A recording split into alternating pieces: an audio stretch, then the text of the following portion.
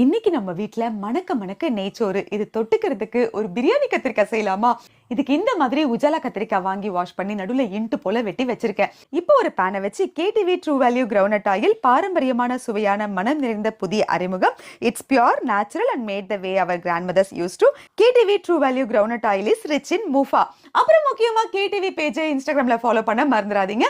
என்ன காஞ்சதும் இப்போ இதில் நம்ம வெட்டி வச்ச கத்திரிக்காயை போட்டு அப்படியே இப்படியுமா வதக்கி இந்த அளவுக்கு வதங்கினா போதும், அப்படியே எடுத்துக்கலாம். இப்போ இந்த எண்ணெயிலேயே கடுகு, மிளகு, சோம்பு, வெந்தயம் போட்டு கூடவே வெட்டி வச்ச வெங்காயத்தையும் போட்டு வதக்கி இது வதங்கி வரும்போது இஞ்சி பூண்டு பேஸ்ட், தக்காளியை சேர்த்து ஒரு பரட்டு பரட்டி இன்னொரு பக்கம் ஒரு பேனை வச்சு 2 பிஞ்ச் வெந்தயம், 2 ஸ்பூன் எள்ளு, ஒரு கைப்பிடி அளவுக்கு வேர்க்கலையை போட்டு நல்லா கொஞ்சம் ட்ரை ஃப்ரை பண்ணி ஆற வச்சு எடுத்து வச்சுப்போம். இப்போ இந்த தக்காளி நல்லா வதங்கினதும் நம்ம வதக்கி வச்ச கத்திரிக்காயை சேர்த்து நெல்லிக்காய் அளவுக்கு புளியை கரைச்சி விட்டு தேவையான அளவுக்கு உப்பும் சேர்த்து கொஞ்ச நேரம் கொதிக்க விடலாம். அப்படியே நம்ம வேர்க்கடலை பேஸ்டையும் அரைச்சு ரெடி பண்ணிடலாம். இப்போ இந்த கத்திரிக்காயும் புளி நல்லா கொதிச்சு வருது பாத்தீங்களா?